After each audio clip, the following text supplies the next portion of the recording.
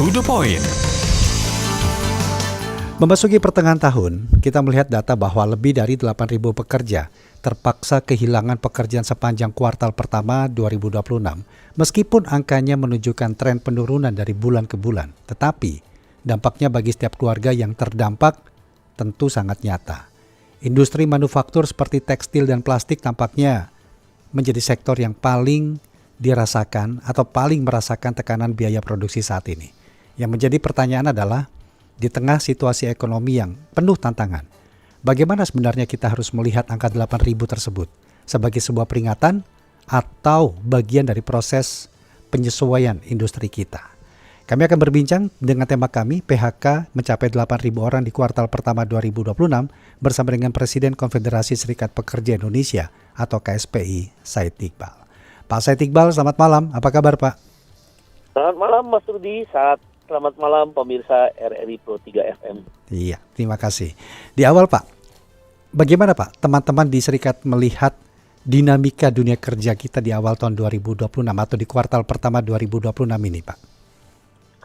Yang pertama, kita harus mendukung ya apa yang menjadi target Bapak Presiden Prabowo Subianto mengejar pertumbuhan ekonomi menuju 8%, yang sekarang oleh Menteri Keuangan diperkirakan di kuartal pertama 5,32%. Ini jauh di atas rata-rata pertumbuhan ekonomi pada pemerintahan sebelumnya.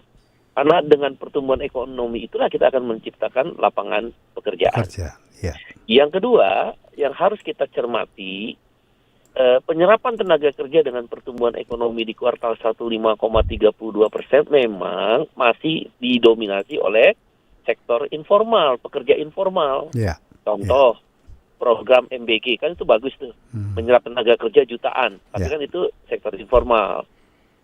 Rencana koperasi desa, kalau nanti sampai 80.000 koperasi desa juga kan bisa 400 ribuan tenaga kerja, walaupun sekarang baru beberapa koperasi desa sebagai proyek percontohan, dan beberapa program pemerintah lain. Nah, oleh karena itu, dari sisi KSPI dan kebetulan kami ada Litbang Partai Buruh juga, mengharapkan, kemarin baru kami bertemu dengan Bapak Presiden Prabowo Subianto untuk reindustrialisasi. Jadi kan selama ini deindustrialisasi. Artinya industri-industri banyak yang tutup, sektor manufaktur, akibatnya terjadi PHK di mana-mana besar-besaran. Catatan Litbangnya KSPI dan Partai Buruh itu hampir 100 ribu dalam 1 tahun terakhir. Kalau pemerintah sekitar 84 ribuan. Nah, pemerintah dalam ini Pak Presiden menjelaskan akan membangun kembali, membangkitkan kembali, bagus ya, industri TPT, tekstil dan produk turunannya. Tapi itu menyerap tenaga kerja. Nah, memang terjadi PHK dengan harapan dengan reindustrialisasi, terutama di sektor tekstil dan produk turunannya ini, dia akan menyerap tenaga kerja. Oleh karena itu, kuartal pertama kita harus tingkatkan kualitasnya. Jadi bukan hanya kuantitas, tapi kualitas pekerja di sektor formal. Sehingga buruh-buruh yang bekerja di sektor formal ini ada perlindungan upah yang layak, upah minimum, sistem jaminan sosial, dan tidak terjadi sembarangan PHK. Kira-kira demikian. Ya, TPT ini menarik ini Pak Said Iqbal. Saya mungkin ingin ke sana dulu. Tapi bagaimana menurut Anda langkah pemerintah memastikan bahwa pembangunan kembali industri TPT ini tidak sekedar menjadi sebuah bantuan modal, tetapi betul-betul mampu melindungi kepastian kerja para pekerja dalam waktu yang cukup panjang, Pak? Kita sederhana sekali ya yang dipikir oleh Bapak Presiden Prabowo, dan masuk akal, tapi bisa membangkitkan industri TPT, yaitu beliau mengatakan, saya pemerintah negara ada seragam ASN, pegawai negeri, ada seragam tentara, ada seragam Polri, ada seragam anak SD, SMP, SMA, ada topinya dan turunan-turunannya, ada celananya. Itu saja kalau diakumulasi 1 tahun, kemudian dikasih kepada apakah itu bentuknya BUMN tekstil atau swasta-swasta, pengusaha swasta yang juga diberi order, itu sudah cukup untuk menghidupkan kembali industri TPT. Oke, tapi Nah, kan Pak, itu faktanya digarmen. industri Ya. tekstil dan produk tekstil atau produk turunannya ini kan saat ini masih berjuang Pak, melawan penurunan permintaan global. Belum lagi Nah, biaya produksi ini Pak. Bagaimana it- itu? itu yang saya tangkap dari Pak Presiden. Kami setuju, KSPI dan Partai Buruh itu setuju bahwa menghidupkan industri dengan produk-produk permintaan dari dalam negeri saja sudah lebih dari cukup untuk menggerakkan kembali roda industri TPT. Yang saya sebut tadi yang disampaikan oleh Pak Presiden kan dia garmennya. Kan Oke, turunannya nanti adalah banyak. tekstilnya, Iya, produk yaitu tekstilnya Pak ya. benang, iya produk tekstilnya, kainnya berarti ada benangnya, Ya. benangnya berarti ada kapasnya. Di situ juga ada apa faktor-faktor produksi, faktor-faktor industri yang lain. Nah, itu akan hidup. Oke. Kita ingat era tahun 80-an zaman Pak Harto kan industri tekstil kuat sekali Iya, dan iya, penyerapan iya. tenaga kerjanya besar. Nah, yang kami sampaikan juga agar tidak hanya bertumpu di BUMN karena persoalan BUMN kan kadang-kadang tidak efisien. Ya. Ya, kemudian cenderung ya tidak semua cenderung merugi. Maka sektor swasta dalam industri TPT juga diberikan bantuan. Kalau nggak salah kan sudah ada sekitar 101,6 triliun dana yang dianggarkan. Iya, nah disitulah kami menyampaikan kawan-kawan di swasta ini susah sekali mengakses pinjaman di Himbara, bank-bank Himbara. Nah, bisa nggak pemerintah membuat satu regulasi yang lebih memudahkan tapi tetap ketat ya dalam pengembalian. Ya, itu tadi artinya 1 triliun itu tidak sekedar bantuan modal tetapi betul-betul dapat dimanfaatkan sebagai sumber daya yang besar untuk jangka panjang nanti nih Pak Said Iqbal. Betul, dan kami sudah ketemu dengan 12 pengusaha TPT ya melalui anggota KSPI, yaitu namanya Serikat Pekerja Nasional SPN, sudah ketemu dan mereka mengharapkan sekali bantuan dari pemerintah melalui Serikat Pekerja disuarakan. Dan kebetulan kemarin ketemu Presiden, kami sudah sampaikan dan Presiden merespon dengan baik. Baik. Pak Said Iqbal, kita terima dulu pendengar Pak ya, ada Pak Udin di Boyolali. Iya. Selamat malam Pak Udin. Assalamualaikum. Iya, waalaikumsalam warahmatullahi wabarakatuh. Ada Pak Said Iqbal, beliau Presiden Konfederasi Serikat Pekerja Indonesia, Pak. Silakan. Iya, selamat malam, Mbak. Selamat malam. Menurut saya pembeli itu lebih tertarik ke luar negeri karena kualitasnya gitu ya. Tapi kalau kualitas Indonesia bisa menyaingi ke luar negeri gitu, menurut saya permintaan tekstil di Indonesia itu bisa banyak sekali. Gitu. Terima kasih. Ini bicara tentang daya saing ini Pak, persaingan nanti produk dari produk tekstil sendiri untuk daya saing yang dimaksud oleh Pak Udin. Silakan Pak Iqbal mungkin bisa menanggapi. Ya, betul sekali. Produk tekstil itu kan satu bisnis yang bagi pengusaha agak ketat ya, untungnya kecil, tapi kan kalau kualitasnya tidak sesuai harapan daripada konsumen bisa ditinggal. Nah, impor dari Cina, impor dari India dan negara-negara Asia Selatan akan membanjir. Nah, oleh karena itu Pak Presiden menyampaikan dalam kesempatan itu tentu kualitas akan menjadi ukuran. Dan jangan takut, pengusaha Indonesia juga kelas dunia ada. Maaf ya, misal contoh Sritek, walaupun kita tahu udah ditutup dan ada persoalan di pengusaha, itu kan persoalan internal, tentang moral ya. Itu kan moral, tapi bukan kualitas. Tapi kualitas Sritek dipakai kan di dunia Pak. Bukan hanya di dunia, NATO, standar NATO kan. Militer dunia beberapa menggunakan produk Sritek itu. Iya, dan itu sudah puluhan tahun. Dan itu dikerjakan oleh orang Indonesia kan, oleh orang Sukoharjo, orang Solo.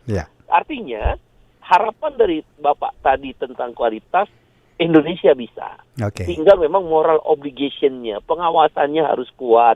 Jangan terjadi lagi kasus misal korupsi atau penyelewengan penggunaan pinjaman uang. Itu juga harus dilihat moral hazard daripada para pengusaha.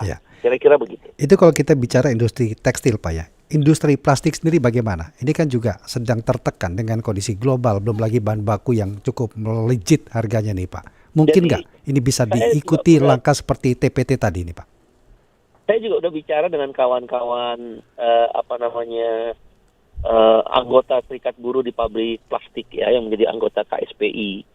Di situ memang akibat perang Amerika Serikat, Israel dan Iran mengganggu pasokan minyak dunia kan. Yeah. Nah, persoalannya kan minyak juga salah satu bahan yang penting dalam industri petrokimia. Industri petrokimia nanti ada pupuk, bisa juga industri plastik yang terkait dengan bahan baku yang dibutuhkan untuk membuat plastik. Nah, ini harganya lagi melambung tinggi. Nah, karena dia melambung tinggi, persoalannya perusahaan pasti kan production cost-nya naik. Kalau production cost-nya naik, biaya produksi kan pasti melakukan efisiensi. Yang bisa ditekan kan labor cost. Labor cost berarti biaya buruh, bisa-bisa kan pengurangan karyawan, ada PHK. Yeah. Nah, oleh karena itu pendekatan ke industri plastik ini bukan seperti TPT, karena TPT lebih kepada output produksi yang bersaing dengan produk-produk impor yang tadi disebut dari sisi mutu dan harga. Kalau plastik lebih kepada faktor eksternal, global, karena perang. Karena itu pendekatannya juga harus berbeda. Misal yang kami usulkan kepada pemerintah, kemarin memang saya nggak sempat menyampaikan ke Pak Presiden, yang kami usulkan adalah misal BBM industri itu kan non-subsidi. Bisa nggak ditahan sampai dengan akhir tahun seperti juga BBM subsidi, itu tidak mengalami kenaikan. Memang artinya ada subsidi dari negara terhadap BBM untuk kebutuhan industri. Itu akan membantu penekanan terhadap ongkos produksi daripada pabrik-pabrik berbahan dasar plastik. Kira-kira begitu. Bukankah itu memang sudah dijanjikan pemerintah tidak akan menaikkan harga BBM subsidi sampai dengan akhir tahun 2026 ini, Pak Said Iqbal ya? Kalau non subsidi ada janji. Kalau subsidi, yang subsidi ada janji sampai akhir Desember tidak naik. Tapi yang non subsidi kan nggak ada janji. Buktinya karena mekanisme pasar itu kan Pak. Mekanisme pasar, betul. Pertamax turbo aja udah naik. Memang Pertamax belum naik, tapi bukan berarti tidak akan naik. Tapi begini Pak Said, ini kuartal pertama tercatatkan 8.000 dengan berbagai wilayah. Kalimantan itu kok nggak salah, seingat saya paling tinggi dan juga diikuti beberapa provinsi di wilayah Pulau Jawa. Nah, untuk kuartal kedua, strategi apa ini? Itu kan mungkin bisa tidak hal-hal tadi yang Bapak sampaikan itu bisa dilakukan dalam jangka pendek untuk betul-betul menekan tingkat PHK atau ancaman di industri kita ke depannya nih Pak. Bagaimana? PHK yang terjadi di dalam kuartal pertama ini sebenarnya kan anomali dong. Kan pertumbuhan ekonomi bagus, 5,32%. Ya kan, seharusnya justru penyerapan tenaga kerja. Nah, coba tadi saya bilang, penyerapan tenaga kerjanya di sektor informal. Sektor formal akibat tahun-tahun pemerintahan sebelumnya belum bangkit. Nah, oleh karena itu untuk kuartal 2 ini memang sudah saatnya pemerintah menjalankan kebijakan yang Bapak Presiden jelaskan kepada kami kemarin, reindustrialisasi. Sehingga kita harapkan penyerapan tenaga kerjanya adalah lebih banyak di sektor formal. Itu yang pertama. Yang kedua, jangan lupa penyebab PHK di tahun pertama dan kuartal pertama sebelum ini adalah daya beli masyarakat yang menurun. Maka yang harus dilakukan, semua regulasi mengarah kepada peningkatan daya beli. Misal, kenaikan upah itu bagi buruh harus layak, jangan murah. Dengan upah layak itu, maka akan meningkatkan daya beli, purchasing power. Purchasing power naik, konsumsi naik. Konsumsi naik, pertumbuhan ekonomi akan muncul. Pertumbuhan ekonomi muncul, maka penyerapan tenaga kerja. Jadi memperbaiki iklim daya beli itu menjadi penting. Dan yang ketiga, memberikan insentif-insentif kepada pengusaha. Misal, penurunan pajak. Bagi pengusaha, penurunan pajak, apakah itu tax holiday, ya, udah pernah dilakukan, atau misal menurunkan pajak pertambahan nilai. Kan biaya produksi naik nih, lagi perang. Ya.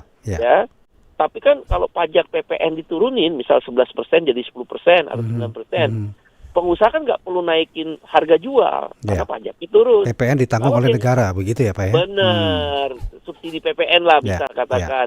Sehingga dia tetap bisa menjual harga barangnya dengan harga yang tidak dinaikkan. Sehingga daya beli bisa merespon terhadap barang-barang yang dijual oleh pengusaha tersebut. Atau begini Pak Said, sebagai penutup juga, bisa nggak Pak serikat bicara kepada industri, kalau memang biaya produksi naik, jangan cepat-cepat dong ngambil tindakan pemutusan hubungan kerja. Gimana nih Pak?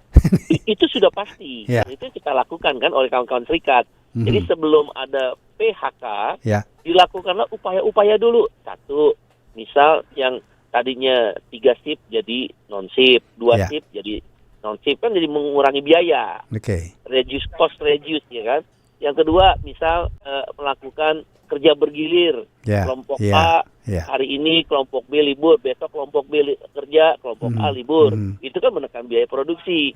Yang terakhir, merumahkan sampai kondisi ekonomi dan kondisi perusahaan membaik. Jadi langkah-langkah itu dilakukan oleh perusahaan sebelum mengambil langkah. Karena PHK adalah langkah terakhir.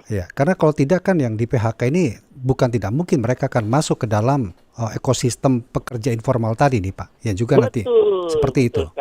Betul sekali. Akhirnya banyak terjadi sektor informal akan semakin menggemuk di kita yang nanti. Yang di PHK masuk ke sektor informal. Betul. Baik.